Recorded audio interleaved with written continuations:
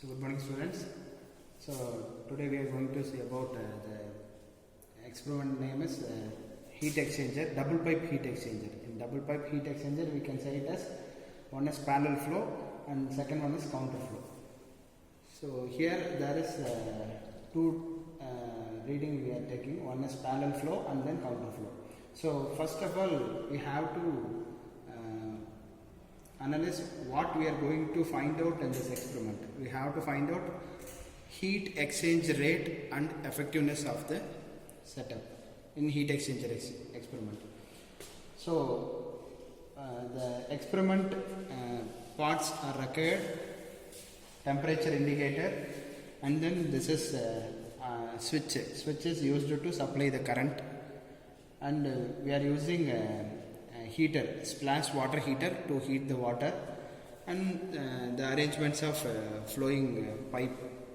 So these are all the major parts, and then rotameter. Here we are using two rotameters. One is hot water and then cold water. So these two rotameters will be using to find out the flow rate of hot water and cold water. Here we are using different types of valves, and then thermocouples will be fixed in the different places to find out the temperature. Now we are going to enter into the experiment. So here there are four thermocouples will be there. Before that, these are all the specifications of parallel flow and counter flow heat exchanger. You can note it down. Then from this board there is 4 temperature reading we need to take at the time of parallel flow and counter flow.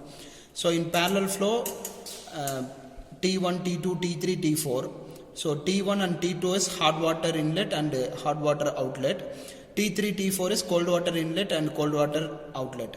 So these are same, but only the cold water temperature will be varying in both the experiment. One is parallel flow, the cold water temperature is different, and in counter flow the cold water temperature is also different. But in hot water it is same, T1 and T2 is same in all the conditions. So now we will going to experiment. So here we are using water, normal sump water will be using flowing inside the pipe. So initially the water is coming from the sump, so sump is here, so the water is coming from the sump. Then this is the inlet of the starting point, so the cold water inlet. So this cold water inlet is separating in two sections. One is this one and this one. So this pipe will be using to connecting the heater. So this is inlet cold water of the heater. Then this cold water is entering to the splash water heater. So inside it is the water is getting heated. Then that outlet pipe is using to get the hot water, and we are using here, this is the hot water inlet. So this hot water inlet will be using a copper pipe. So from this setup, so there are two pipes connected. One is inside copper pipe and outermost is GI pipe. So GI means it is galvanized iron pipe. Copper pipe is using to flow the water, so hot water flow. And then outer the copper, which means GI and copper in between, the cold water will be flowing. So for parallel flow and counter flow, parallel flow means the flow will be taking the same direction, which means hot water and cold water will be flowing same direction.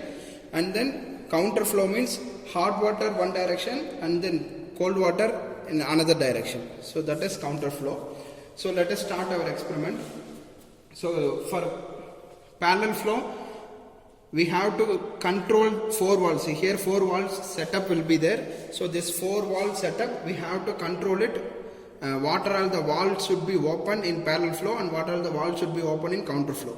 So initially this should be open. For parallel flow condition, this valve should be open, and second one, this valve should be closed. And here the third valve, so this will be open. So once this valve will be open, the flow will be going like this. So then the fourth valve should be closed. So this is the arrangement for parallel flow. So once this open, So it is coming like this, the cold water is flowing like this, and it is going like this, and after that it is the outlet of the cold water. So after the cold water, it is going to through the rotameter. So here the rotameter setup of the cold water is open. Once the experiment starts, you have to open the rotameter of cold water and hot water valve. Then that water will be going inside the rotameter. Then you can find out the how much volume it has occur. You can take the reading here. After that, that water is going to sump.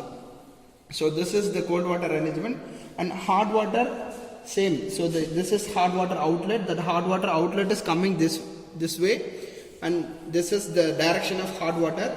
Then this is the outlet of, that is inlet of hot water, and this is outlet of hot water. After the outlet, it is going through rotameter. That rotameter is same. So hot water flow rate is to find out the hot water flow rate. Then it is going to again it is sump. So the both cold water and hot water is going to sump.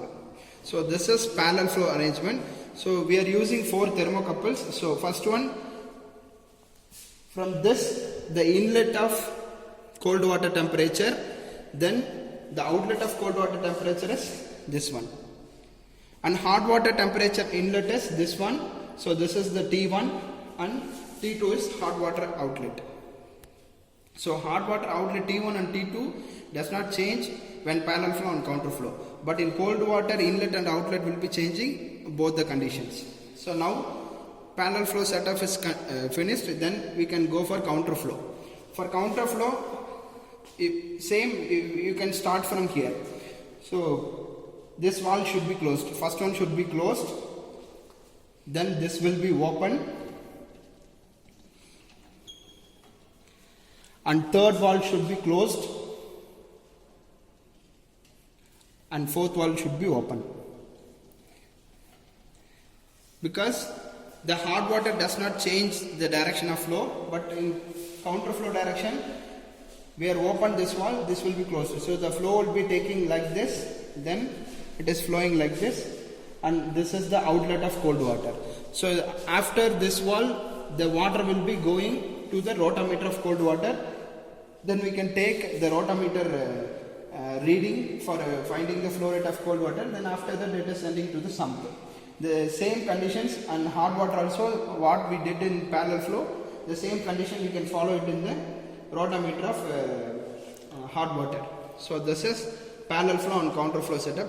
Now we can switch on the setup, and we can take the reading. How we should take the reading like that. Then every 5 minutes you can take the reading, and to find out the effectiveness, when the reading should be taken for steady state condition. That steady state should be less than 3 in previous value, and current value should be less than 3. Then we can assume that is a steady state condition. That reading should be finalized, then you can take the calculation.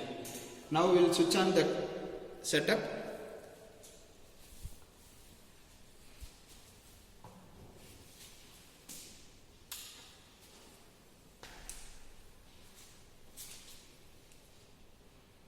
So this switch will be using to supply the current to the heater. So once we switch on the setup, we can switch on this. Then the heater is on. Then the water is flowing to the heater. Once you switch on the heater, then water should be flowing to the heater. Otherwise, the heater should get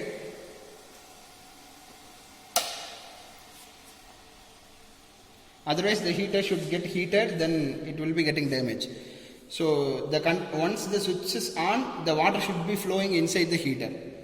So this is the temperature indicator to find out 4 temperatures in parallel flow and counter flow.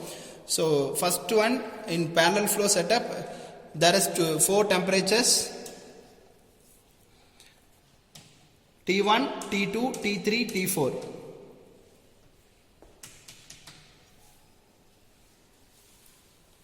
Wait, now you can check it. So T1, T2, T3 and T4.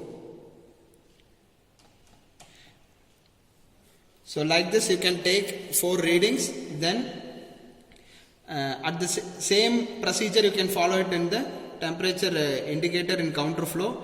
Then you can take 4 temperatures. Only the cold water temperature should be varying. A hot water temperature will not vary at both the conditions.